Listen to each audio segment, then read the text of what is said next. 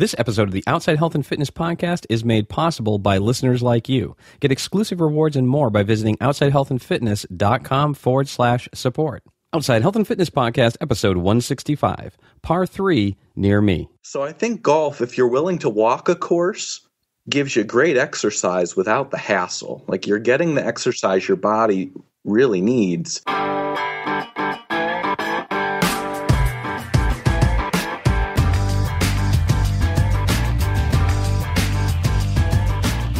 Welcome to the Outside Health and Fitness Podcast.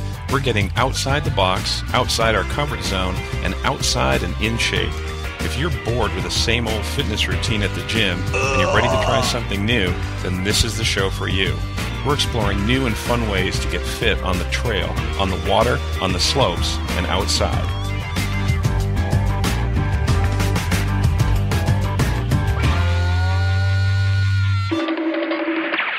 Hi, this is Steve Stearns from Outside Health and Fitness, and thank you for joining me for another episode. If you're new to the show, we like to stay fit and active by having fun outside. We like to ride, slide, run, walk, hike, bike, golf, golf, swim, and ski. If it's fun outside and it keeps us healthy, we love it. So if you're like us and you like to have fun outside, then you found the right place. Today, I'm excited to welcome Josh Waldron from Par 3 Near Me to the show to talk about how golf is different on a Par 3 course. On today's show, you'll discover what a Par 3 course is, the health benefits you get from the game of golf, and how to find a Par 3 golf course near you. OutsideHealthandFitness.com. Now, before we get into my interview with Josh, I wanted to let you know about my new show, Funky Fitness Now. We talk about all the unusual, wacky, weird stuff people do to stay fit every week, and we get a little goofy sometimes, but it is a lot of fun. Here's a clip. Welcome to Funky Fitness Now. I'm Steve. And I'm Jessica, and we host Funky Fitness Now. You guys shut up, it's on. No, it's probably not. Join us each week at funkyfitnessnow.com. On iTunes, Stitcher, and other top podcast networks. Stay fit and funky.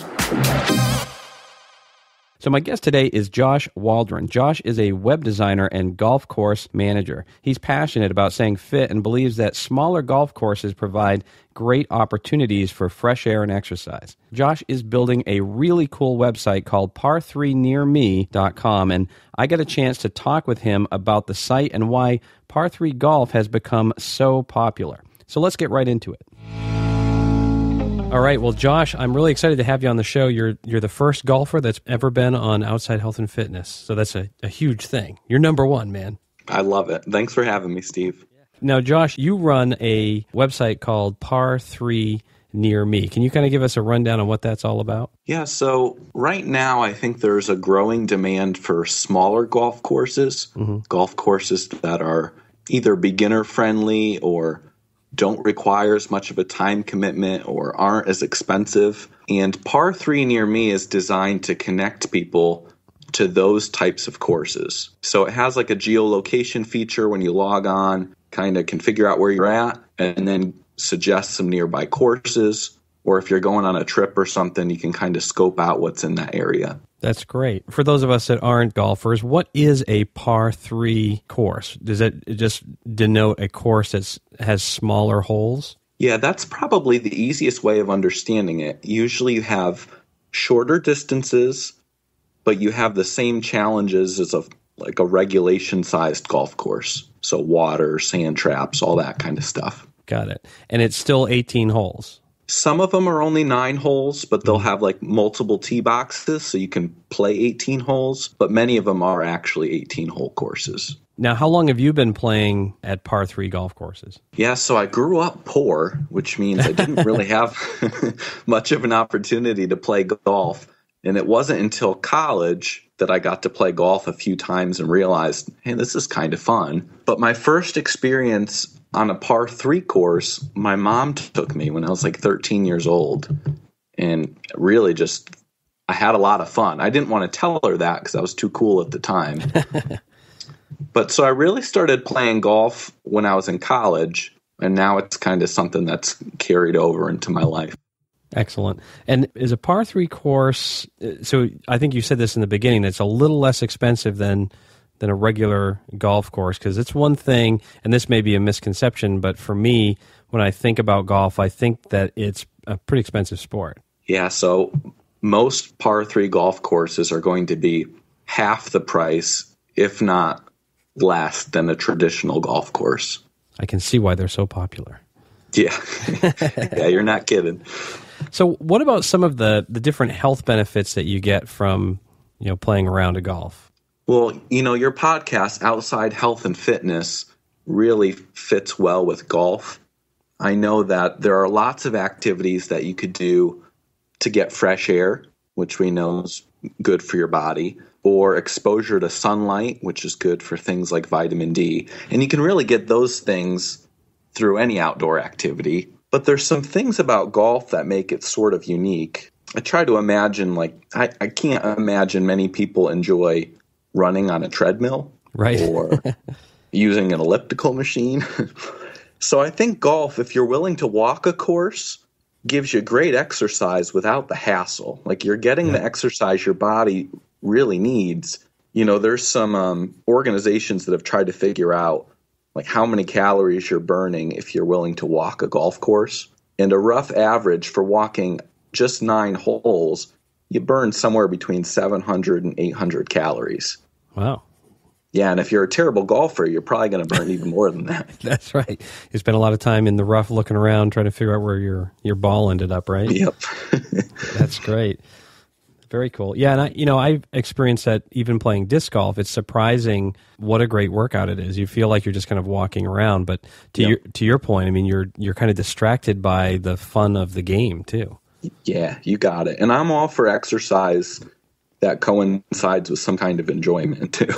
Absolutely. Yeah, if we can make it fun, that's all the better. Now, you're in Virginia, correct? That's correct, yeah. So do you get enough snow down there that it impacts your golf game during the wintertime, or are you able to play right straight through? Yeah, the difference between a Virginia and a Maine, for example, would be when you get snow here, and we do get snow, it melts quickly. So you might have a week or 3 or 4 days that are pretty cold and there's snow, but it could be gone by the next week. Right. So the golf season is more free-flowing here, whereas courses in the northern United States or other parts of the world, they have a definite season. I've seen some hardy souls up here will go out with, golf balls that are like orange or something so they can play in the wintertime. But yeah, those guys are way into it for sure. Yeah, I have friends that do a winter classic. They go out in the snow and hack it up. Good for them. Yeah, absolutely. That's right. Good for them. Josh is sharing some great stuff. I wanted to stop here for a quick second and ask for your support to help me keep Outside Health and Fitness on the air.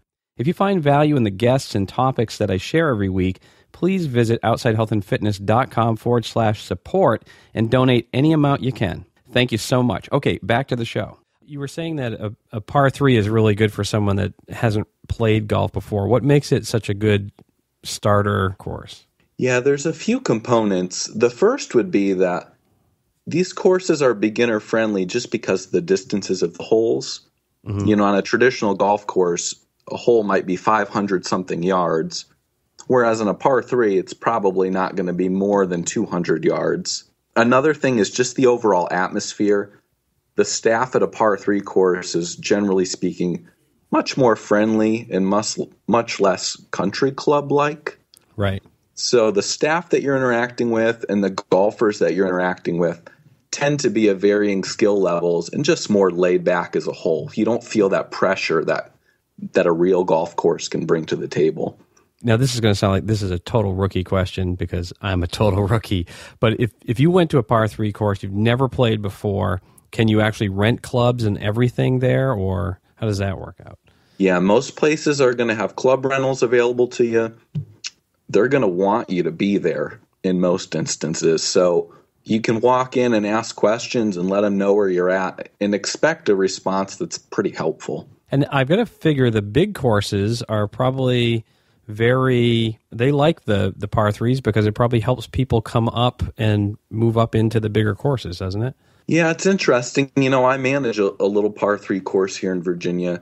And the bigger courses are they're pretty helpful. Like when you need something or if they have someone who's newer to golf, they might send them my way. So there is sort of a mutually beneficial relationship. Yeah. And some big courses actually, they have their championship course, their 18-hole full length, but some of them also have a par 3 in addition to that. I'm assuming that a par 3 would also probably be good for kids that want to learn or get started.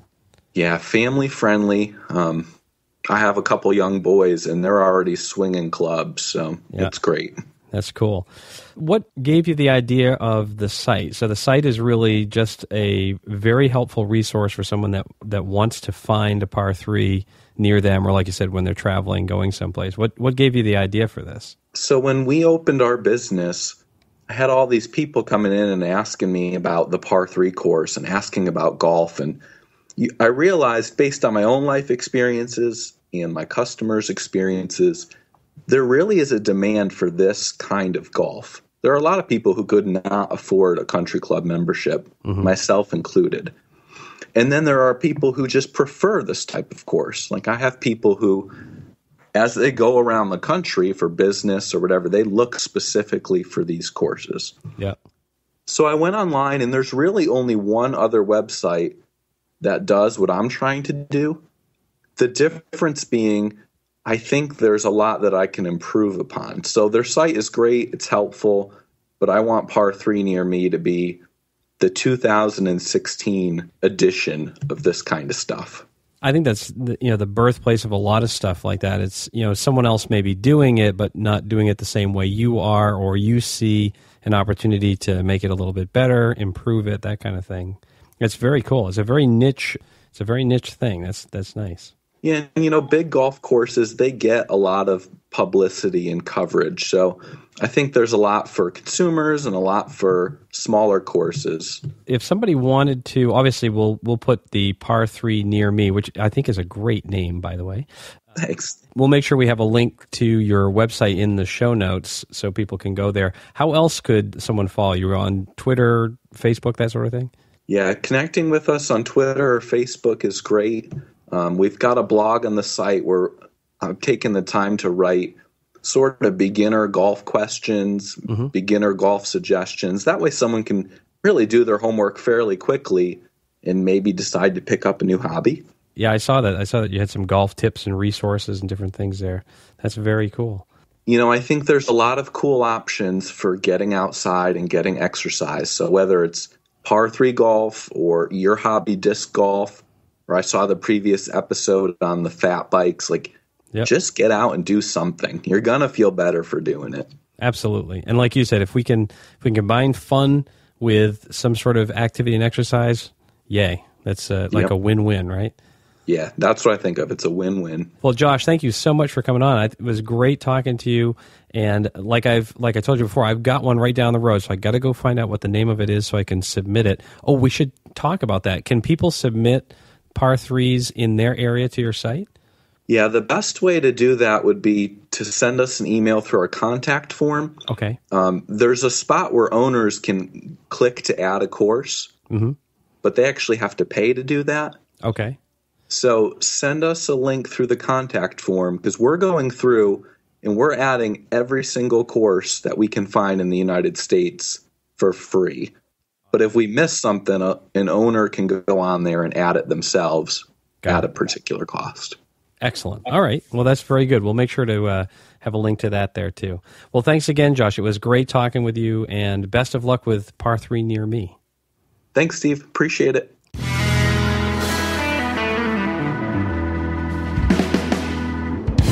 I want to thank Josh for coming on the show and sharing par 3 golf with you and me today. Even if you've never picked up a golf club, I encourage you to check out his site and plan on trying it out. Who knows, you might just get hooked. Now, next week on the show, I'm talking with Chris from Tobu Discs about an amazing high-tech disc golf disc they've developed. It is way cool, and you definitely want to check this out. Now, be sure to visit outsidehealthandfitness.com/165 to subscribe to the show so you can catch my conversation with Chris next week. You'll also find notes on everything we talked about today and a big link to become a fan of the show and support what we're doing here. I'm really wrestling with whether or not I should keep the show on the air, and your donation is your vote and lets me know you're finding value in the information that I'm sharing with you every week. Well, that's it for now. Remember to visit OutsideHealthAndFitness.com/support to become an Outside Health and Fitness fan right now. I'm Steve Stearns. Thanks for listening.